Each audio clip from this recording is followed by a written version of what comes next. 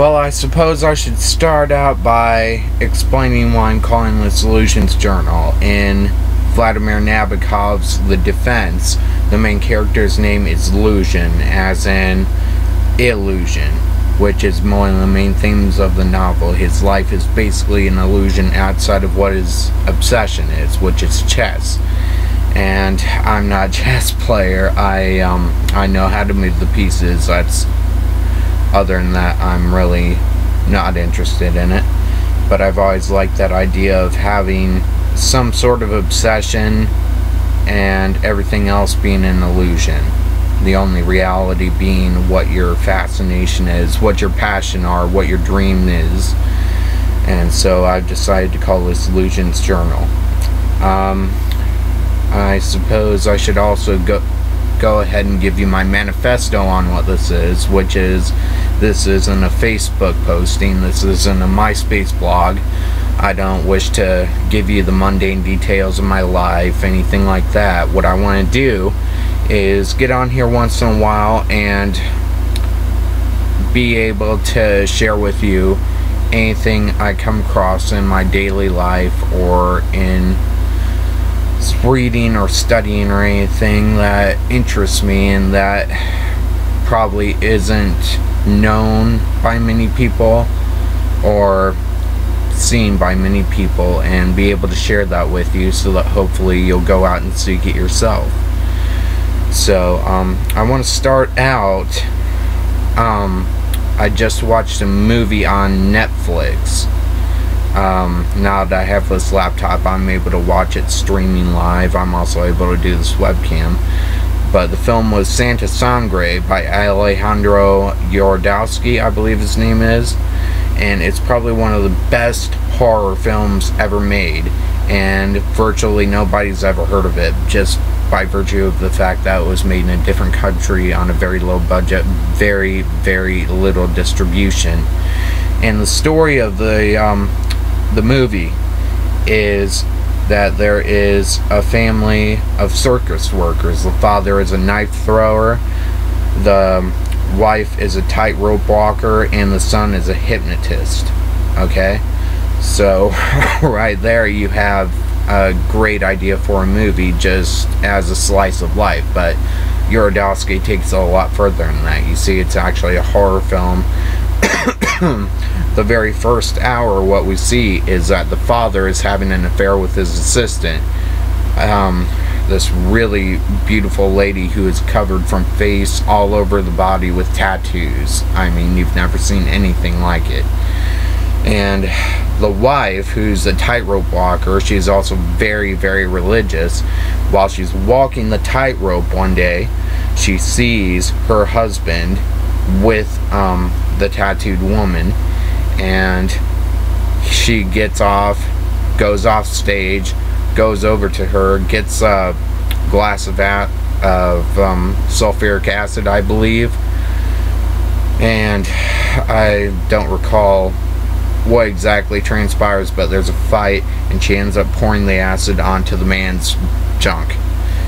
And while the boy sees all of this, what he also sees is that the husband gets so pissed off at this that he grabs her, throws her against the wall, grabs one of the knives from his act that he used to throw, and he hacks both her arms off.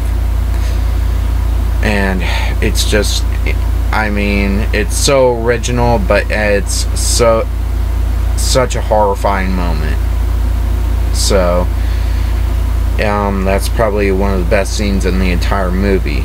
But that first half hour, aside from that really horrific part, which probably takes place an hour into the movie, is filled with these great images. It's this very Fellini-esque, for lack of a better word, because I hate the word Fellini-esque, but it's filled with this these great circus images, something like a parade, great animals, great colors, everything that you can imagine in there, and it's all completely original. The second half, though, is very, very creepy, very sad, very, very underplayed.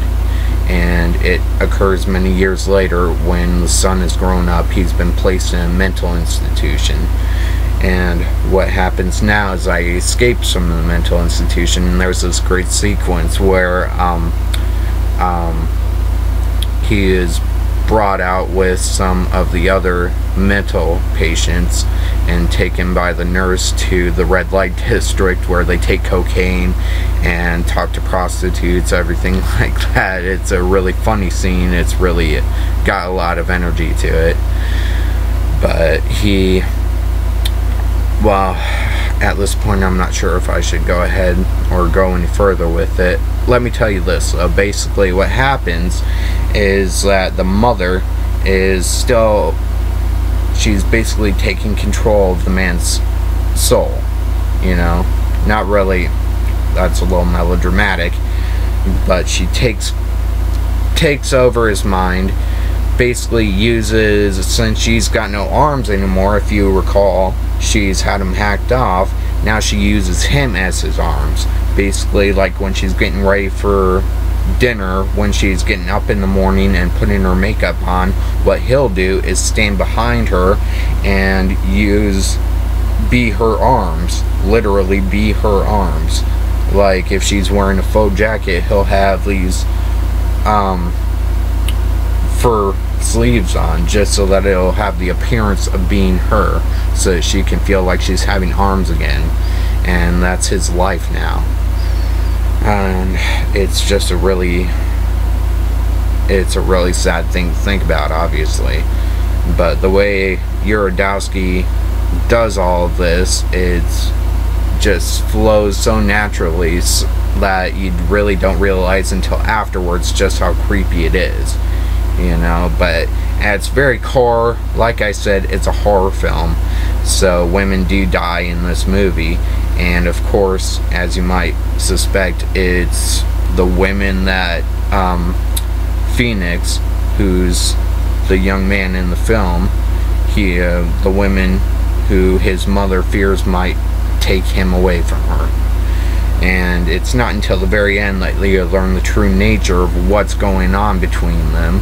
There are hints of what it is, but you figure they're hints of something else, you know. I won't go into it too far, but see this movie if you can. If you have Netflix, put it in your queue. If you have Netflix streaming, stream it if you can. If it sounds interesting to you, you know, I'm not a film critic. I'm not saying go see this movie. I'm just saying this really, if you're into something, if you want to see something new, go to see it.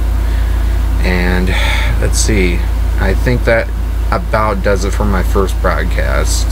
This is the first time I've done webcam, so I'm gonna go ahead and get off here, and hopefully next time I'll have something even better for you. So thank you and good night.